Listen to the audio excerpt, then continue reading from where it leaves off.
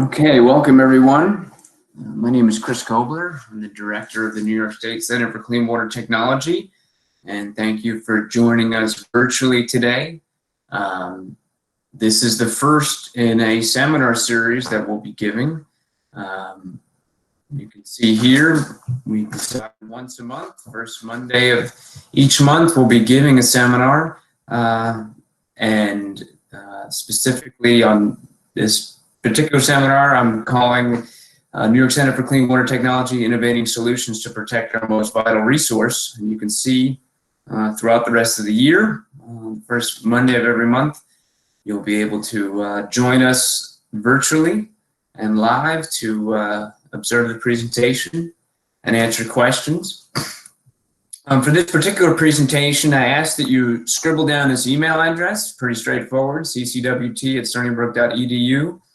If you have questions during the talk, I specifically would ask that you email those questions during the talk to this address, and then those questions will be forwarded to me, and I'll do my best to answer as many of them as possible at the end of the talk. So again, CCWT@stonybrook.edu, use that and send it along, and I'll be happy to answer those questions to the best of my ability.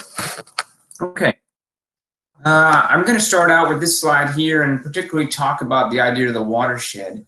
And it's really this figure and this concept on which the entire center is based. So of course, the idea of a watershed is that any water that enters a given part of land will eventually make its way into groundwater or into surface waters. And then here, critically, on Long Island, our groundwater is our drinking water, and therefore that means that most of the materials that do end up on land will eventually end up in our aquifer, which is our sole source for drinking water. And you can see, as this figure here depicts, different activities on land, be it septic systems or agriculture or runoff from dense communities. Those will have direct effects on our groundwater, potentially on our drinking water, and certainly also on our surface water. So, the idea of the water cycle is depicted here, and that's exactly what the Center for Clean Water Technology is really focused on. Understanding how the activities of man can affect these water sources and what we can do to make sure that our drinking water and our surface waters are as clean as possible. Now, unfortunately, living in a dense area like Long Island with more than 3 million people between Nassau and Suffolk County, there have been historically activities that have compromised the quality of our drinking water. So, for example, 1,4-dioxane is a probable carcinogen. It's been deemed such by EPA. It's an industrial solvent, also is enriched in household products. It's shown up at some very high levels. In fact, the highest levels ever recorded in the United States have shown up on Long Island. You can see this national map here, but you can also see that in New York State, where that cluster is, you can see the absolute highest concentrations are the ones that have been measured specifically in Long Island and Nassau County and Western Suffolk County. So this is a serious issue with regard to watershed contamination of our drinking water. And similarly, another compound, perfluorinated compounds, are also a human health concern, enriched in household products and firefighting foams, and also, unfortunately, enriched in many of our drinking water supplies. So you can see, again, you see many of these dots here that have come up, particularly now in this case, more eastern Long Island and Suffolk County than in Nassau County. And of course, we're probably most familiar with the nitrogen issue on Long Island. And this map figure here simply shows the growth of the population in Suffolk County through the 20th century. And in parallel, showing as we moved into this current century, the continual rise in the levels of nitrogen, specifically in the form of nitrate, in the groundwater, which is the drinking water, for Suffolk County, to now, I think just as of last year, the concentration on average is about 3.8 milligrams per liter. And we now know, the studies have been done over and over again, and that the source of the enrichment of nitrogen in our groundwater is primarily from wastewater. And maybe not surprising, we have a lot of agriculture in Suffolk County, but we have a lot more people. So population density is the big issue, and it's depicted in this figure here. There's significantly more nitrogen entering our groundwater from wastewater than there is from, say, fertilizer and other sources.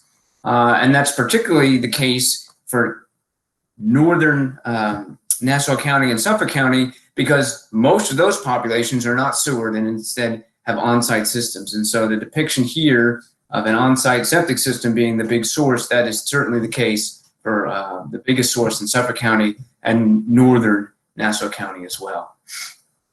So, just like those other compounds I already described, nitrate itself is a drinking water concern. Traditionally, most people, the EPA, for example, has ascribed the health effects from nitrate being particularly due to something known as blue baby syndrome. And that's why the standard is set at 10 milligrams per liter to avoid that from happening. But as it turns out, nitrate can have other health effects that we need to think about as well. And so, for example, I'll just very quickly introduce a compound known as nitrosamines, most of which are carcinogenic. You can see the compound here, a nitrogenous compound. These are enriched actually in tobacco smoke. It's one of the reasons that smoking is very harmful. Of interest, these nitrosamines can also be formed in the body following the ingestion of nitrate from drinking water. And the International Agency for Research on Cancer, which is part of the World Health Organization, classifies nitrate, therefore, as probably carcinogenic to humans. So nitrate in and of itself can be harmful outside of blue baby syndrome.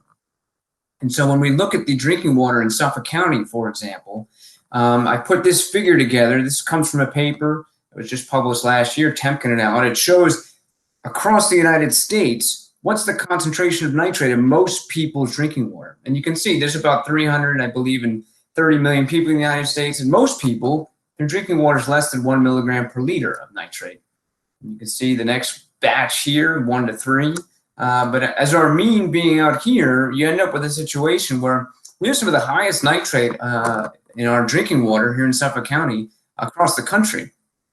And that World Health Organization subunit, that declaration that nitrate is probably carcinogenic is not just based on an aberration, and that is there's been some very good research, and really what I'll say emerging research. If you look at the references I have here, there's been a steady drumbeat in the last few years of papers that have come out showing links between high nitrate in drinking water and cancer. Specifically, you can see here colon cancer, bladder cancer, kidney cancer, and ovarian cancers. And when you see these studies, the high levels that they're talking about are usually at or around 3 milligrams per liter and higher. So we definitely have a high nitrate, and that's certainly a human health concern. But as a marine scientist, in my background in marine science, we also think about the role nitrate can play in surface waters. And I'm sure we're all well aware of the extensive water quality impairment that can occur on Long Island, particularly as we enter the summer months, as we're doing right now. That's just a map from 2018 showing the diversity of harmful algal blooms across Long Island, and also the numerous locations where there's been low oxygen events.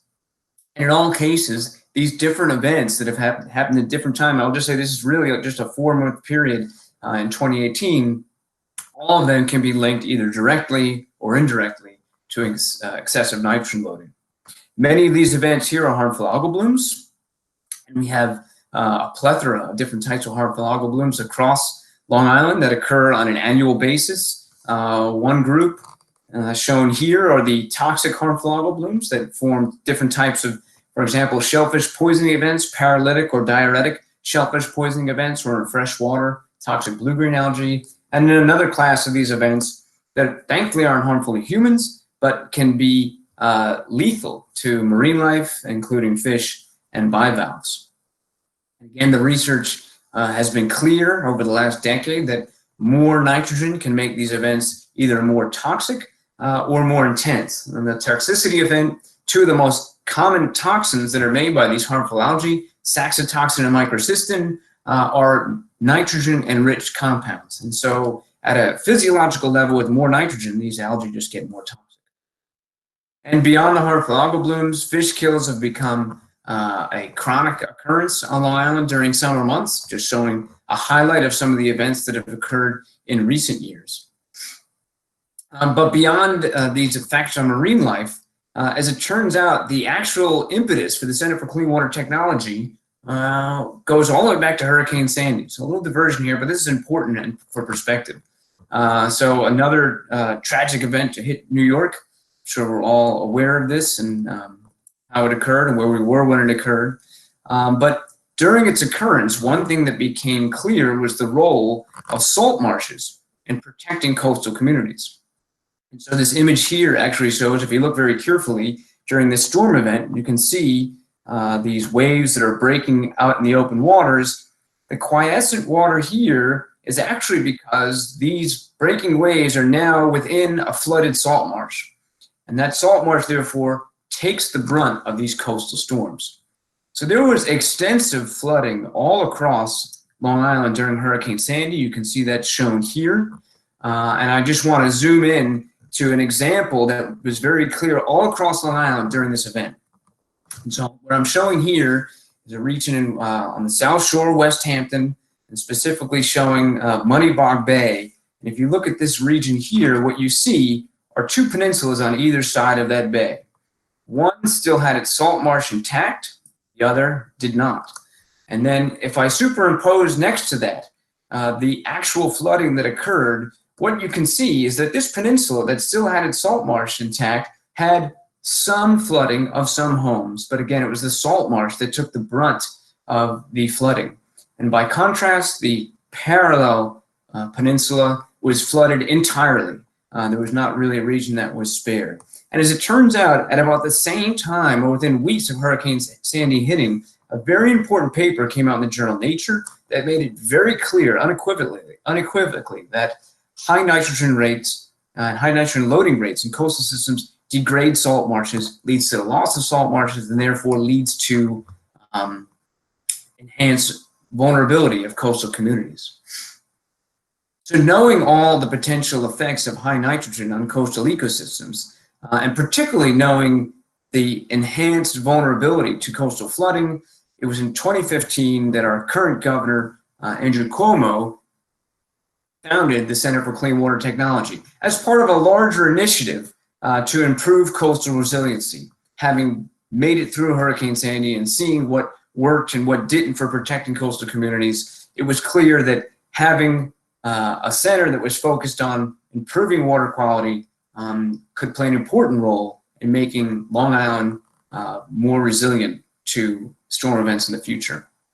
So regarding the Center for Clean Water Technology, we have more than 24 people associated with the center, showing some of the names here. I won't belabor it, but I will emphasize that we've got a robust group of university faculty at Stony Brook across multiple departments: marine sciences, civil engineering, chemical engineering, chemistry, working with graduate students on all of our research projects and making great progress towards our ultimate goal, which is to marshal the public and private sector resources of New York State and beyond to develop more cost-effective technologies that will restore and protect water quality.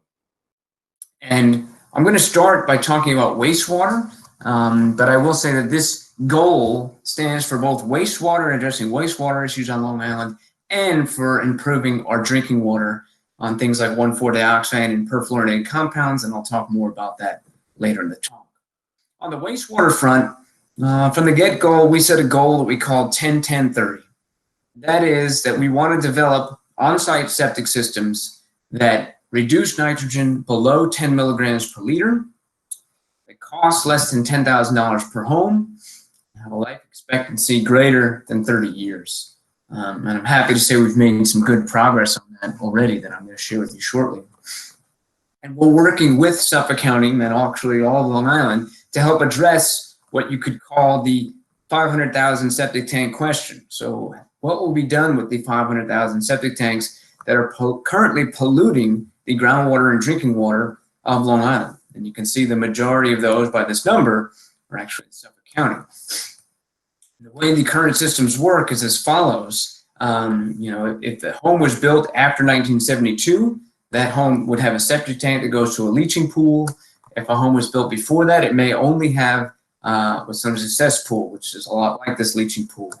But either way, either system is not designed to remove nitrogen, and either system is discharging high levels of nitrogen into our groundwater with almost no treatment and almost no removal. And once it's in that groundwater, the nitrogen is very stable and then becomes part of our drinking water or discharges into surface waters. And I'll tell you that the average concentration of nitrogen in surface waters is usually somewhere about, on the nitrate front, could be as low as 0.005 or 0.001 compared to this number. And so now you start getting the idea of why this nitrogen is so high relative to what's going on in surface waters. And again, the current federal standard is 10 milligrams per liter. And there are epidemiological studies that suggest that even lower levels can be harmful to human health. So Suffolk County is addressing this and has really been, I would say at this point, a national leader in addressing the septic issues with a more rigorous program than almost any other county in the country, if not any county in the country, in working towards coming up with new septic systems. And they've already approved a series of systems shown here that meet their standard of 19 milligrams per liter. And so these can be installed in homes. The Center for Clean Water Technology is currently working on something known as nitrogen removing biofilters as an alternative septic system. And you can see here they're meant to be retrofitted onto existing systems by simply adding a pump chamber and then the nitrogen reducing biofilter. These systems, these NRBs as we call them, are essentially drain fields, which is a common disposal method for wastewater, on-site wastewater across the country and across the world. And that drain field purposely being underlain by a layer of sand, and a layer of sand mixed with another very natural and common product on Long Island, wood chips. And so with these two very common natural products, as a side view here, they're meant to promote two different chemical reactions to transform the ammonium in the wastewater into nitrate in that top sand layer where there's lots of oxygen. And then in that lower layer, by having the wood chips, that lignocellulose from the wood chips, converting that nitrate into nitrogen gas, which represents 80% of our atmosphere and is perfectly harmless. We actually have three different designs for these particular systems. I'll just show them very quickly. You can see the one here. The idea is that there's a liner underneath that lower layer. That liner helps keep the system saturated with wastewater and assures that the oxygen levels will be near zero, which is what you need to promote denitrification. And so that's shown here. A second system we also have been trying has no liner. So this is a less expensive system to install, less complex system to install, gives us a little bit less reliability or at least certainty that the oxygen levels will be zero, but you'll see the performance so far has been good. And then the last system I'll talk about is our wood chip box system shown here, which has that layer of sand that then gets delivered to a tank or box that's filled with wood chips, giving us assurance that the wood chips are fully functioning. The box can actually be located at the same height as the wastewater. We can then replace those wood chips if that were ever needed. And so as it turns out, we've been working on these systems for quite some time. And in 2016, we actually installed one each of these systems at the Massachusetts test facility. And they've been running for about 3.5 years here. And what we've seen is they have continually generated very low nitrogen effluent. You can see here, this is the average level over about 3.5 years. So first that shows you the performance has been good for 3.5 years, and they're getting it consistently on it, or on average below our goal of 10 milligrams per liter, and much lower than the county standard of 19 milligrams per liter. After only a year or so of having this done, this data here, we then collaboratively work with Suffolk County to begin to install our systems across Suffolk County to essentially eventually make them approved to be used in individual homes. They were first put in as experimental systems.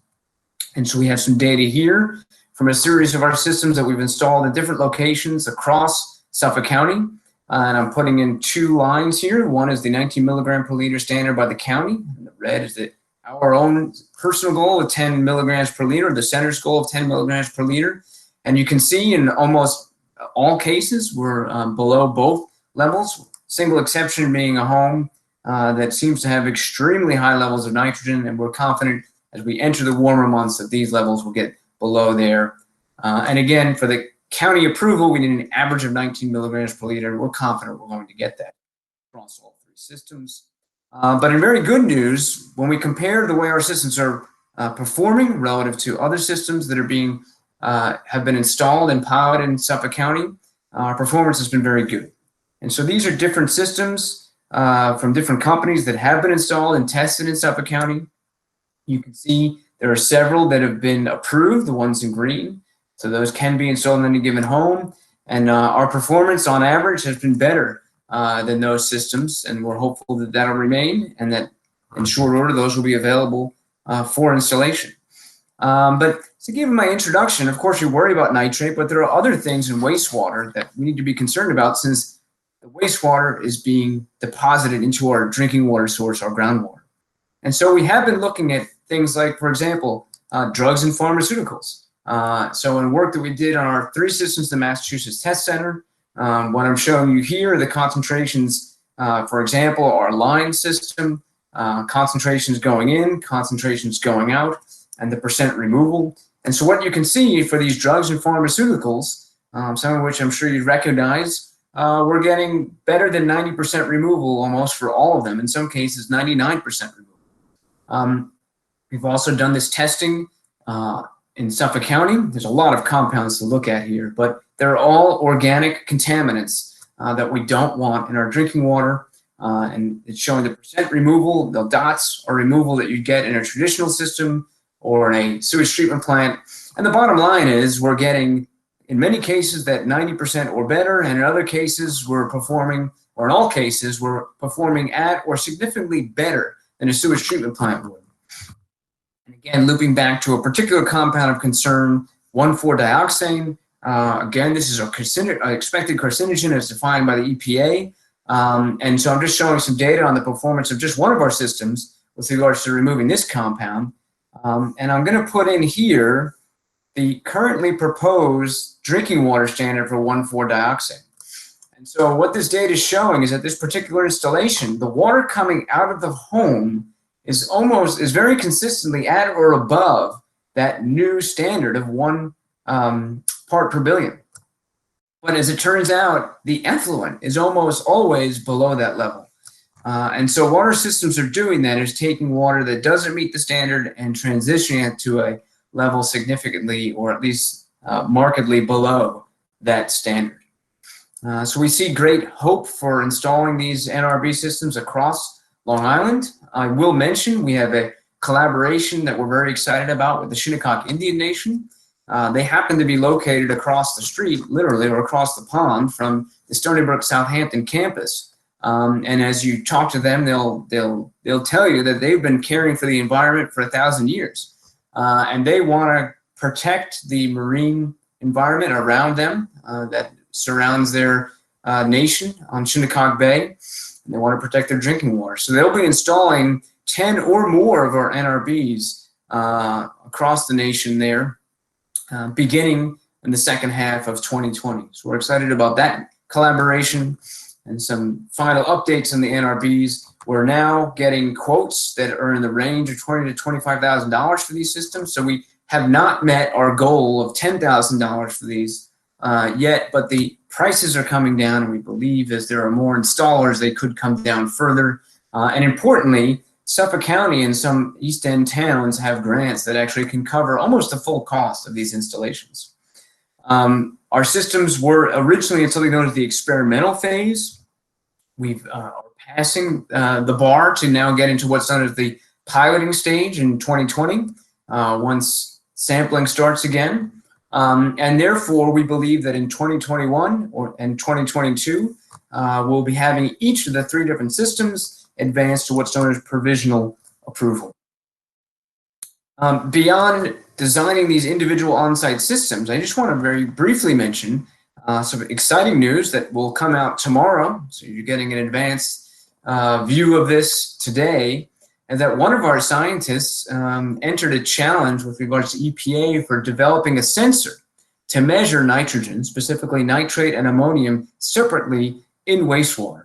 And the challenge had a series of specifications with regards to how the design should be, with regards to how long it should be out, with regards to detection limits and the like, and with regards to the cost. And Dr. Ching Zhu at the center has developed this sensor here, and tomorrow the EPA will announce that he actually won this sensor challenge. And so I won't go into a lot of detail here, but if you're a scientist, you see the response of the system relative to concentrations of nitrogen, you see the correlation coefficients, the recovery of standard reference material, the precision of the units, and their analytical range. These are really remarkable units and really like nothing else that's on the market, we think. And these are specifically designed to be installed at homes so we and others can track the performance of these systems. So that's one of the benefits of being located at a great university like Stony Brook. We've got great minds who can innovate and invent great systems and great sensors such as the one here. Other ways that the center can innovate is through the our new wastewater research and innovation facility that was opened last summer. You can see the ribbon cutting here with many of our elected officials and our supporters from the DEC.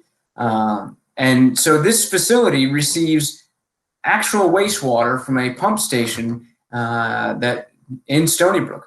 And so as it turns out, it's very hard in an experimental setting to recreate the complex biological and chemical cocktail that is wastewater.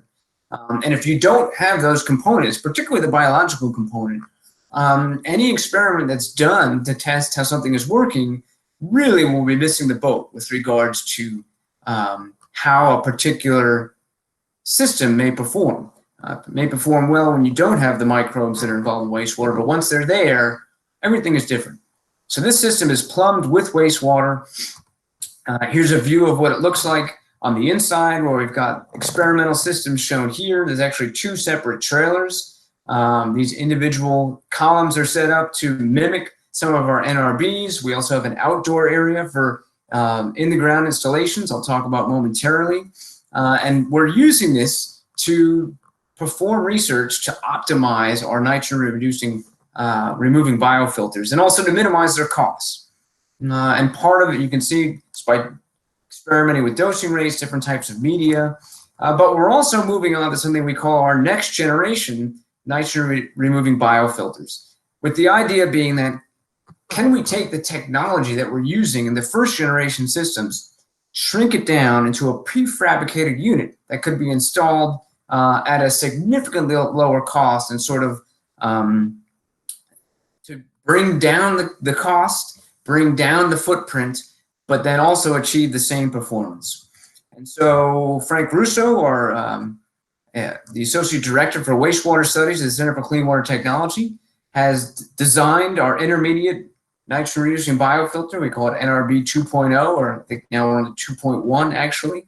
And this particular unit, you can see, is meant to be quite small, 4 by 6 by 10. And we're experimenting with this at the test facility. And we're specifically, you can see the different parts of it here. Within experiments, this particular unit will involves continuous flow. It has recycling, which our original systems don't, and it has some pre-aeration, pre-aeration tank before the system is dosed. And I won't go into all the details, but you can see in a very lengthy experiment, almost a half-year experiment, with different stages at which the system was sort of being ramped up. The influent total nitrogen amount, as you can see here, ranged somewhere in the vicinity, or you can see actually here as well, between 60 and say 30 milligrams per liter. But you can see here the effluent of the system has continuously been of a very high quality, very low concentrations of nitrogen. So we're excited about this. We think it holds great promise.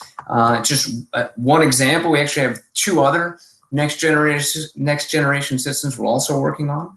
And our wastewater research and innovation facility will play a key role here, because in the literally backyard of the facility, we will have the ability to put in test versions of this new NRB. And we're also looking to test, I'll shortly talk about drain fields, but also looking to partner with other companies that may want to install their technology at the center's test facility. We can test it using our New York State Environmental Laboratory Accreditation program. So we're accredited for measuring things like nitrate, nitrogen series, and all sorts of other contaminants. And so we can collaborate, therefore, with companies to see how their systems are performing, give them a sense of their performance, and also, via our scientists, give an indication of what potentially could be modified to make the systems even more efficient. One other thing I'm going to mention with regards to our NRBs is how they might be used or modified to be made something known as polishing units. So I have the word Article 19 here.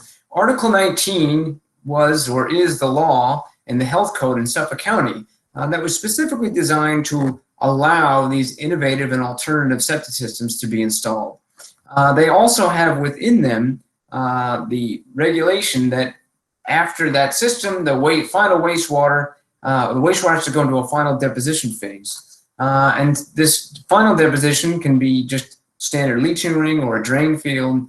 But Suffolk County is now offering a $5,000 incentive for what are known as polishing units. So that is, after it goes out of the commercial system, can it go through a final polishing step that would get the nitrogen levels even lower?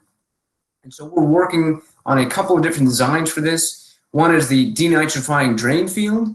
So this is a typical drain field, but slightly modified to be underlain with a layer of sand and wood chips that would get the nitrate levels even lower. And also, taking a page out of our NRB book, we are looking into simply wood chip boxes as polishing units. And we have some designs based on research that we think will make these very efficient to essentially attach them right onto an existing system and to potentially get the nitrogen levels very, very low, less than 3 milligrams per liter. At our wastewater research and innovation facility, Dr. Stuart Waugh has been performing experiments to test different types of wood chips. Different size barrels that he's using here are meant to mimic different size wood chip boxes that then would indicate different residence times of the wastewater in the boxes to assure that the levels get as low as possible. And actually, this experiment couldn't be going better in that he's found out exactly the residence times that are leading to high nitrogen levels and the ones that are leading to the low nitrogen levels. I mentioned 3 milligrams per liter. And yes, we can get that with the proper design. And with not being properly designed, we end up with a system that is giving significantly higher levels of nitrogen. And importantly, the type of wood chip it looks like, consistent with what other researchers found, doesn't necessarily matter. But we do think that these wood chip boxes can be an important solution for particularly in areas that are very sensitive and we need to get the groundwater nitrogen levels as low as possible. These polishing units may be a great solution. We've actually also already installed some of these. So we had a great collaborative project with the Spring School and the engineering firm H2M. H2M was already installing a alternative septic system for this school. And they approached us because that school is located right on a sensitive water body in East Hampton. And the school was actually interested in getting nitrogen levels as low as possible. So what you're seeing here are actually a series of wood chip boxes that will be used as polishing units. They've already actually been installed and are receiving wastewater in order to get, again, those nitrate levels as low as possible.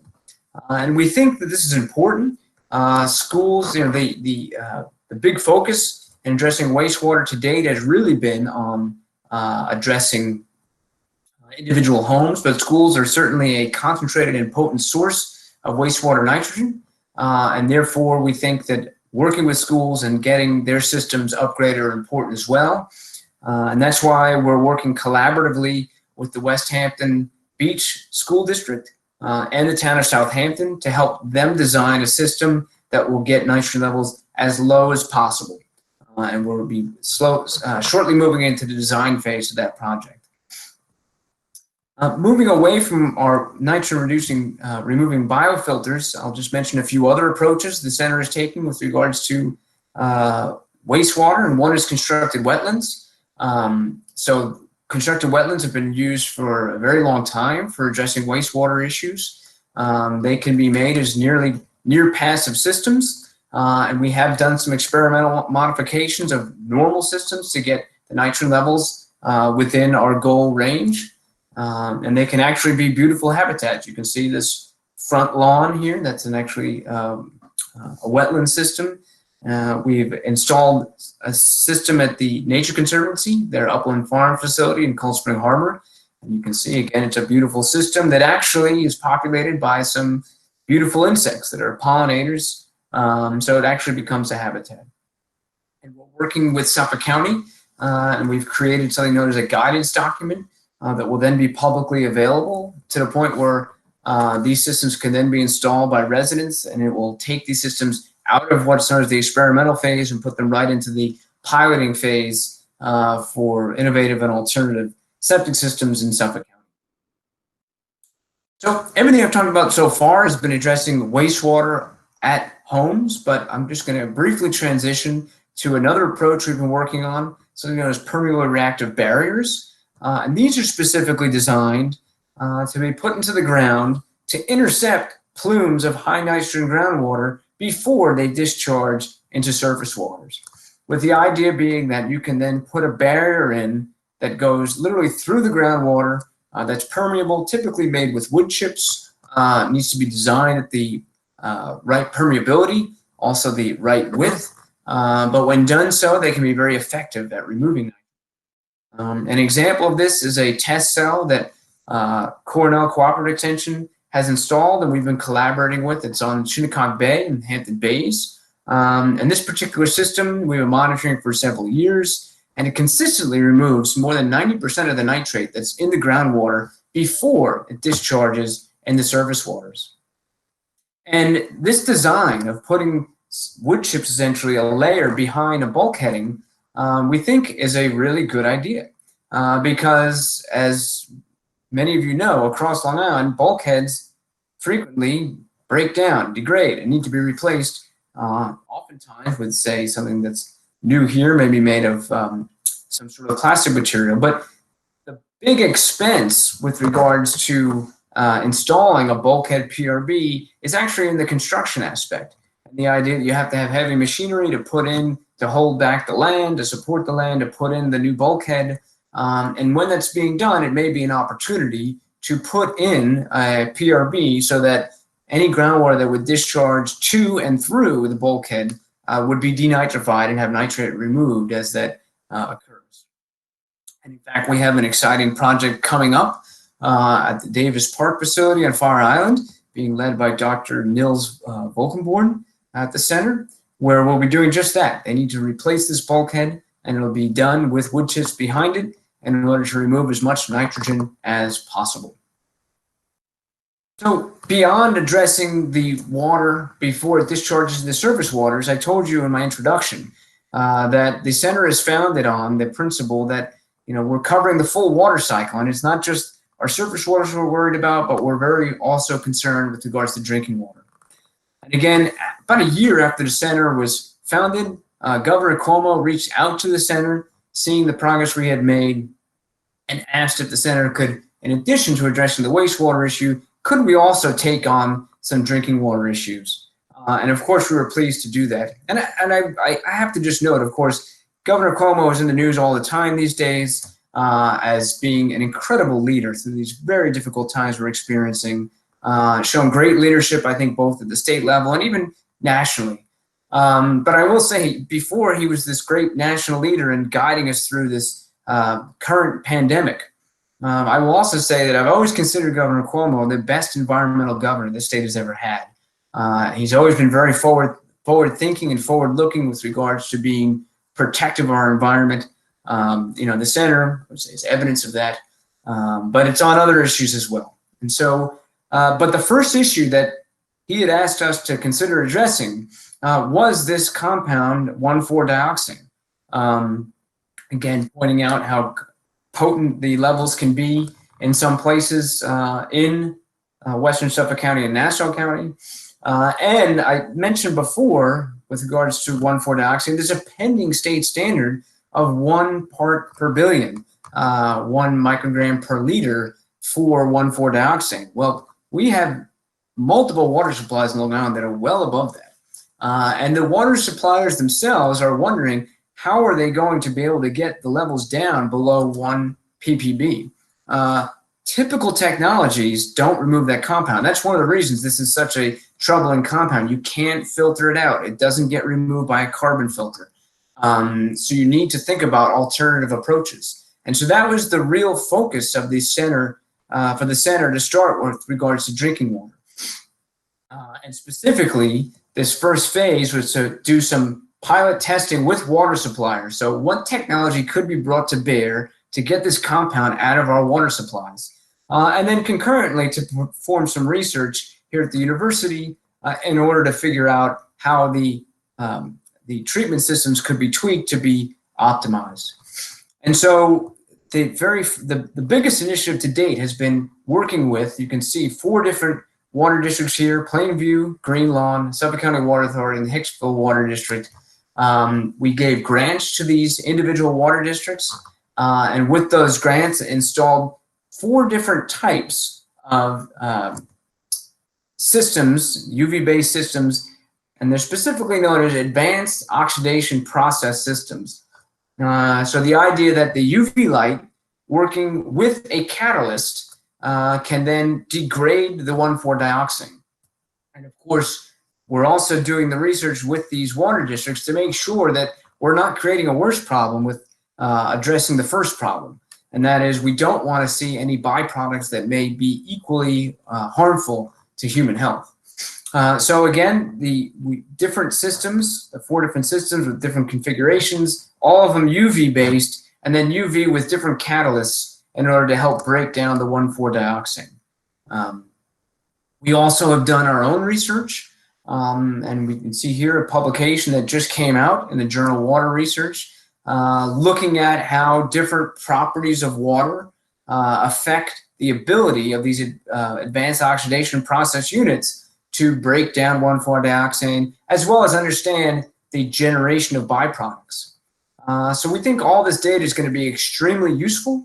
We're going to be releasing that to our technical advisory committee and the New York State Department of Health in short order. And then thereafter, this information will be, we believe, incredibly important to the water suppliers across Long Island as they look to install these advanced oxidation process units in a way that's going to minimize their costs and maximize the removal of 1,4-dioxane and minimize the likelihood there are any byproducts that are harmful that are created. A final drinking water issue that we're addressing are perfluorinated compounds. These have become ubiquitous in water supplies across the globe. And the poster child for the ubiquity of these compounds is that there are polar bears in the Arctic who have high levels of perfluorinated compounds in their blood. And so these, you can see, are chlorinated compounds. And they've been extremely important in firefighting foams. They're also put on, say, Teflon pans or on, say, Scotchgard on rugs. They resist water, and they've been used for a long time and have become ever present in humans and household products. You can see the very wide-ranging health effects that they can have, none of which are good, and you can see that there's all sorts of different ways that we can be exposed in utero, through childhood, and into adulthood. And so in the last, I'd say, 3 to 4 years, there have been a series of water supplies on Long Island that have come up as contaminated with extremely high levels of this compound. Right now, the New York State has a pending standard of 10 parts per trillion for the perfluorinated compounds in drinking water. There are some locations on eastern Long Island, for example, that have come up with 11,000 parts per trillion of this compound. So it's a serious issue. In some places, the people have had their own wells, and those wells have been replaced with public water. But in other places, it's even showing up in and near public water supplies. And again, in the last few years, it's been every few months that a new location has come up. So New York State turned to the center to help address this issue as well. We got funding a couple of years ago through the state and the DEC in order to set up a test center at the university.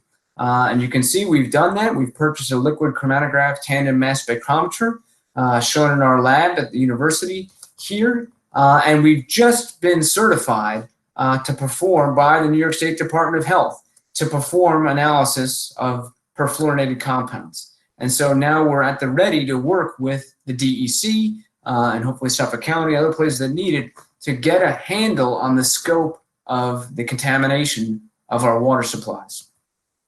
And this new method that we've been certified for focuses on the compounds we always hear about, so things like PFOA and PFOS, but also includes 18 other perfluorinated compounds, because one of the issues at hand here is that it's not just the PFOA and PFOS, but there are many other perfluorinated compounds, many of which have health effects that are as bad as or potentially worse than the two primary compounds. So we'll be able to measure 18 of these, again, with our certification using the US EPA method 537.1. And beyond doing the analytical work, we're also now engaged in a new work plan with the New York State Department of Health that's specifically going to focus on some of the shorter chain compounds, which have been largely ignored, but may also be important with regards to contamination and health effects. We'll also be performing research to understand how best to remove these compounds from our water supplies. And Dr. Arjun Venkatesan also has funding from the Department of Energy to look at something known as electron beam removal of perfluorinated compounds, as well as 1,4-dioxane. And he's working at the Fermi Lab, a national laboratory, to use this electron beam to see, might this be a compound, might these be compounds that can be removed by electron beam technology. So the final thing I'll just mention is the fact that the Center for Clean Water Technology is also now responding to the ongoing COVID-19 pandemic, and specifically doing so by engaging in a research project that uses the approach of wastewater epidemiology. And so wastewater epidemiology is founded on the principle that, as it turns out, sewage treatment plants are great integrators of human populations. Now, not all of Long Island is sewer, but there are, of course, many areas that are. And in communities that are sewered, the sewage treatment plant is collecting the wastewater from everyone in the community, and therefore can give you an unparalleled view of what's happening in a given community. Research most commonly to date has been, for example, looking at drug consumption and looking at the amount of drugs being used per day. And again, this is an initiative being led by Dr. Arjun Venkatesan. He's published on this before. And so when this epidemic began here specifically and moved to New York, we began to think about the idea of how could this principle of wastewater epidemiology, how could that be applied to the ongoing pandemic? And it became very clear in the news within, I think it was in early March, that the virus is not only infecting people, but once people are infected, it passes through them and it ends up in wastewater. And as we're all well aware, in the current pandemic, there are people who are very symptomatic and tested positive, but we also know there are many people who are asymptomatic and just simply carriers of this virus. But the problem is that due to the complexity of testing, and frankly, in some cases, the lack of ability to test, we really don't have a handle, I would say, on either one of these populations, but certainly we have no handle whatsoever on the asymptomatic individuals. And so what this project will seek to do is to, again, using wastewater epidemiology, to collect that integrated sample from the entire community from sewage treatment plants so we can track over time the appearance of the virus in the wastewater. And again, whether you're symptomatic or asymptomatic, the assumption is that both populations actively, or not an assumption, it's known they both have the virus, and the virus does pass through individuals, and that will be shown within the wastewater plant. Now, and I want to emphasize that this approach, of course, is very important, and what we expect is a curve like this. We've all heard about the idea of flattening the curve, and hopefully we're now on the downside of this curve. And we've been collecting samples, so we believe we're probably going to be able to capture maybe a little of the upside and certainly all of the downside. But what we see as being very important, as I'm sure people have seen in the news, there's the possibility of a second wave of this virus. And if one considers the way wastewater treatment plants operate, it's quite possible that that second wave could be detected via the wastewater epidemiology approach of tracking the virus. It may, if the levels are very, very low, say by the end of summer, a sudden uptick in the wastewater would be a signal that the virus has returned to a given community. And that's very important because I'm sure many of you know, people, even when people become symptomatic, they are infected and asymptomatic for an extended period of time, a week or even more. But they would be shedding that virus, and that will show up in the wastewater. So this may be a very important tool moving forward. And so we have been collecting wastewater samples from different treatment plants here in Long Island, and we're looking to expand that work. So we have Arjun Venkatesan's contact information here. And so if you wanted to contact him because you run a sewage treatment plant, you'd like those samples analyzed, we can do that. And so we'll be moving forward with this, and we're hopeful that this is going to be a useful tool for our communities moving forward. So to conclude the presentation, what I've shown you today is that nitrogen removing biofilters remove more nitrogen than other advanced septic systems while concurrently removing other organic contaminants. We're getting about 90% removal of both classes of compounds, and we're consistently getting below 10 milligrams per liter in our first generation NRBs. Our next generation systems, experimentally at least, are getting down to 2 milligrams per liter or lower. And we're hopeful that these will be even smaller and less expensive than our first generation systems. We've developed polishing units that can be installed in any home for any commercial installation that we think will consistently get nitrogen levels below 5 milligrams per liter. Potentially, experimentally, we're showing it's actually less than 3 milligrams per liter. Moving forward, our pilot installation of advanced AOP have provided information to help water treatment facilities to meet their future drinking water standard for 1,4-dioxane. And we're now a certified laboratory that will help test and identify the extent of perfluorinated compound contamination across Long Island. And then lastly, we are engaging in a wastewater epidemiology study to track the novel coronavirus and hopefully going forward help detect any second waves of infection that might show up in our communities. So with that, I'd like to thank you for your attention. I'd like to thank New York State for support, both the DEC and the DOH. We've gotten support from the Bloomberg Foundation as well as the Roush Foundation. We have a Twitter account. You can now follow us at NYS CCWT, New York State Center for Clean Water Technology. We have our website here, and you can also join up our email list. And as the governor has shown via his leadership historically, even today, we are rising. As a state, we will continue to rise to address the current challenge, and then moving forward also to address the challenge of protecting and restoring our water resources. And with that, I'm done, and I'd be happy to take any questions. And I don't know if we have any questions. Hillary, do we have questions that we want to address? Nothing from the email box. Okay. Well, I know we're on a little bit of delay, so we may not get to any questions. Again, if people have questions, they want to very quickly send an email to ccwt@stonybrook.edu. You're welcome to do so. not sure the time frame within which we would get those questions. And I guess I will also go back, make sure that people in the meanwhile. Yeah, so there's our email address for questions, as well as our website, our Twitter address, etc.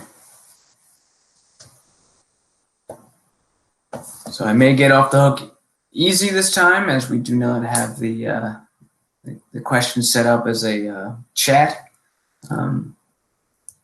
But with that, I'm very thankful for everyone's attention and their interest in the center. And I'll certainly say, if you do have questions and we don't get them today, you're welcome. If you do submit them, we will make our best effort to address all of your questions in the future. So go ahead and even if you watch this later on video, you're welcome to submit your questions, and we'll seek to answer those. Chris, questions are showing up in the chat, actually. Okay, those are probably internal questions, but we can look at those as well.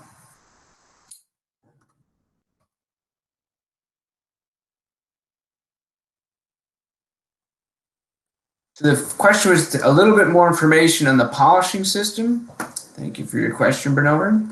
And rather than going up and showing the slides, maybe I'll just simply say that, yeah, the polishing units are designed to be an add-on to any existing IA system. So as it turns out, as I mentioned, there's already been about a half a dozen systems that have been approved in Suffolk County. And several, I'd say most of them get around 19 milligrams per liter. There are a couple that get to around 10 milligrams per liter, maybe slightly above. And what our research has shown is that for many of these systems, a add-on unit can get those levels even lower. And again, we have a few different designs. We have our wood chip box design, which is the most advanced at this point in time. And we're just about ready to go on that. And so we think that'll be a useful solution. And we're also looking to our denitrifying drain fields. But again, these would go in tandem with any commercial system to help those alternative systems get down below, significantly below 10 milligrams per liter. And we think for much of the year below 3 milligrams per liter.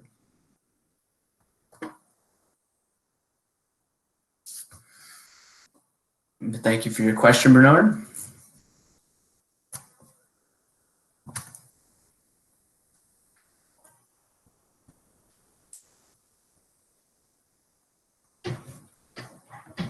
Any other good questions, Hillary? Or we can, like I said, people can always email in their questions. At that point, we can ask them to, we'll certainly answer them.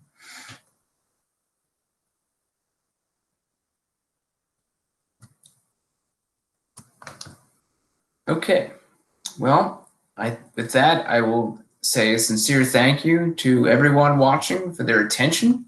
And please do, again, I encourage you to reach out. You can always email us. You can